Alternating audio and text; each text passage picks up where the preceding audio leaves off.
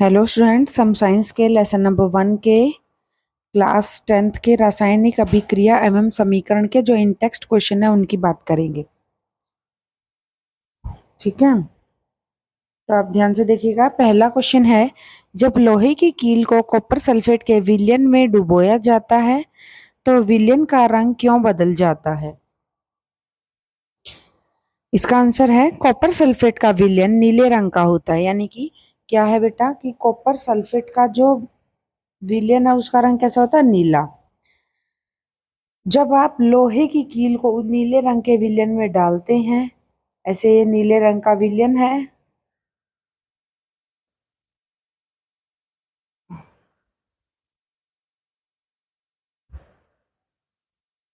ये नीले रंग का क्या है बेटा? विलयन है। जब इसमें आप एक लोहे की कील को डालोगे तो आप थोड़ी देर के बाद क्या देखोगे कि जो विलेन का रंग है वो कैसा हो गया? हरा हो गया। ऐसा क्यों होता है? आप देखोगे। आप कॉपर सल्फेट के विलेन का रंग नीला होता है, उसमें कॉपर उपस्थित है, क्योंकि जब लोहे की कील को इस नीले रंग के विलयन में डालते हैं तो लोहे की कील कॉपर आयनों को विस्थापित कर देती है, क्योंकि लोहा कॉपर से अधिक क्रियाशील धातु है, ये याद रखना। उसके बाद इस क्रिया में क्या होगा? लोहा घुलकर फेरस सल्फेट बनाता है, जो कैसे रंग का होता है? हरा। कॉपर धातु विलयन से बाहर आकर कील की सतह पर जमा हो जाती है। आगे देखेंगे हम नेक्स्ट स्लाइड में कि रिएक्शन में क्या होगा। शुरू में लोहे की कील है, उसको कॉपर सल्फेट के विलयन में डालेंगे तो क्या बन जाएगा? लोहा हरे रंग का बन जाएगा और कॉपर अलग निकल के आ जाएगा। रंग में परिवर्तन क्या होगा? पहले विलेन का रंग कैसा था? नीला था। अब विलेन का रंग कैसा हो जाएगा? हरा, क्योंकि इसमें क्या है?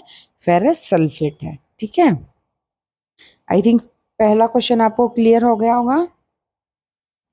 अब हम सेकंड क्वेश्चन की बात करते हैं। क्रियाकलाप 1.10 से भिन्न द्विविस्थापन अभिक्रिया का एक उदाहरण दीजिए। ठीक है, हम बात करेंगे प्रश्न नंबर 2 की। प्रश्न नंबर 2 में आपको क्या कहा गया है कि उत्तर 2, यानी कि हम सेकंड आंसर की बात करेंगे कि पाठ्य पुस्तक की क्रियाकलाप 1.1 से भिन्न द्विविस्थापन अभिक्रिया का एक उदाहरण दो। यानी कि आपको क्या करना है? द्विविस्थापन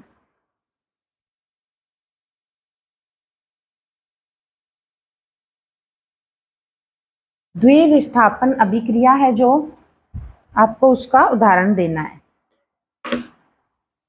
द्विविस्थापन अभिक्रिया का उदाहरण, कौन सा उदाहरण देना है? आपकी पाठ्य पुस्तक में जो उदाहरण दे रखे हैं उससे अलग, यानी कि 1.1 में जो उदाहरण है उससे अलग। तो हम इसका कोई भी उदाहरण दे सकते हैं। यदि आपको द्विविस्थापन अभिक्रिया बहुत अच्छे से समझ में आया है तो आप इसका उदाहरण बहुत आसानी से दे दोगे, नहीं फिर आपको रटना ही पड़ेगा। एक बार आपके पास फिर से चांस है, अभी मैं आपको फिर से बताऊंगी द्विविस्थापन अभिक्रिया, ध्यान से समझ लीजिएगा।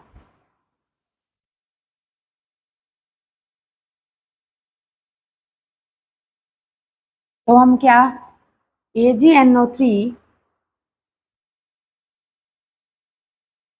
मैंने आपको एक वीडियो में सारे फॉर्मूलाज और उनका नाम नोट करवाए थे। यदि आपको बहुत अच्छे से याद है तो आप समझ जाओगे इसको क्या बोलते हैं।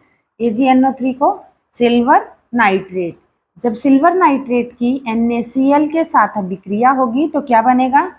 AgCl plus NaNO3। ये क्या हो गया? द्विविस्थापन अभिक्रिया का उदाहरण हो गया, जो हमारी बुक में नहीं दे रखा उससे अलग। क्यों है ये? क्योंकि इसमें आप देखोगे जो NO3 है बेटा, ये कहाँ चला गया? Na के पास चला गया। और जो Cl है ये पहले Na के पास था, लेकिन अब ये कहाँ चला गया? Ag के पास चला गया। दो ने अपनी जगह बदली, यानी कि द्विविस्थापन। विस्थापन का मतलब जगह बदलना। एक यदि अपनी जगह बदलता है तो विस्थापन, और दो ने बदली तो द्विविस्थापन अभिक्रिया। समझ गए? ये क्या हो जाएगा? आपका आंसर हो जाएगा। इनके नाम आपको मैंने लिखवा दिए थे, फिर से लिख लीजिएगा। सिल्वर, जितनी बार लिखोगे बेटा उतनी बार आपको क्या होंगे? याद होंगे। नाइट्रेट। और ये क्या है? Sodium chloride.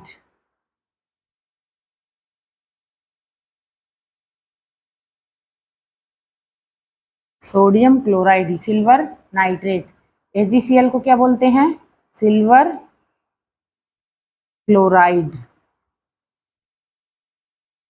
इसको आप हिंदी में लिखना चाहो हिंदी में लिख लीजिएगा, इंग्लिश में लिखना चाहो इंग्लिश में। ऐसे का ऐसे आपको बस हिंदी में लिखना है, क्लोराइड ही लिखते हैं, ठीक है। इसको क्या लिखोगे? सोडियम। Sodium nitrate.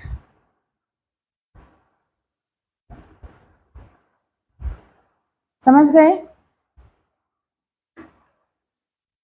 आपको ये क्लियर हो गया?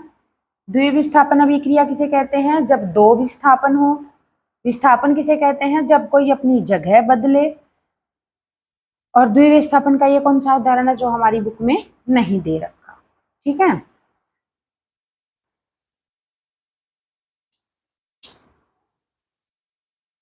अब हम बात करेंगे हमारे प्रश्न नंबर 3 की, यानी कि उत्तर 3। आपका उत्तर 3 क्या है? निम्न अभिक्रियाओं में, जो मैं अभी आपको अभिक्रिया दे रही हूं, उनमें आपको उपचयित तथा अपचयित पदार्थों की क्या करनी है? पहचान करनी है। जो आपका पहला क्वेश्चन दे रखा है बेटा, वो क्या है? 4Na प्लस O2 Na2O, ठीक है। ये अभिक्रिया है, इसके अंदर आपको ये बताना है कौन सा पदार्थ उपचयित है तथा कौन सा पदार्थ क्या है? अपचयित है। सबसे पहले मैंने आपको बताया था उपचयित। उपचयित बेटा बहुत आसानी से याद हो जाएगा। उप का मतलब बढ़िया, चयित का मतलब चयन। जब ऑक्सीजन का चयन होगा, ऑक्सीजन को किसी के अंदर जुड़ेगा तो वहां क्या होगा? उपचयन। और हाइड्रोजन का क्या होगा? ह्रास होगा, यानी कि ऑक्सीजन हाइड्रोजन घटेगा, हाइड्रोजन वहां से टूटेगा, ठीक है। और अपचयन, अपचयन में क्या होगा? जब हाइड्रोजन का क्या होगा? प्लस होगा, जुड़ेगा, और ऑक्सीजन क्या होगा? घटेगा। अब आप इसके अंदर देखोगे, सोडियम के अंदर ऑक्सीजन जुड़ा है, सोडियम और ऑक्सीजन साथ में आए हैं। ऑक्सीजन का जुड़ना क्या होगा बेटा? ये उपचयन। क्या हो रहा है? कैसी अभिक्रिया? ये उपचयन की अभिक्रिया है। और इसमें हमें बताना क्या है? उपचयित। कौन उपचयित हो रहा है? सोडियम उपचयित हो रहा है। कौन हो रहा है उपचयित? सोडियम। सोडियम उपचयित हो रहा है। और यह अभिक्रिया कौन सी है? उपचयन अभिक्रिया है। समझ गए? यदि आपको नहीं समझ में आए तो मैं आपको दोबारा रिपीट कर दूंगी, आप कमेंट सेक्शन में मेंशन कर दीजिएगा, ठीक है। नेक्स्ट हमारा सेकंड क्वेश्चन क्या है? CuO यानी कि कॉपर ऑक्साइड प्लस H2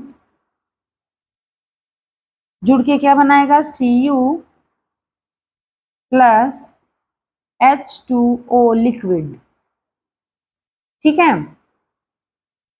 अब इसमें आप देखोगे ऑक्सीजन कॉपर के पास से टूट रहा है। यहाँ पे ऑक्सीजन कॉपर के पास था, लेकिन यहाँ पे कॉपर क्या हो रहा है? अकेला है।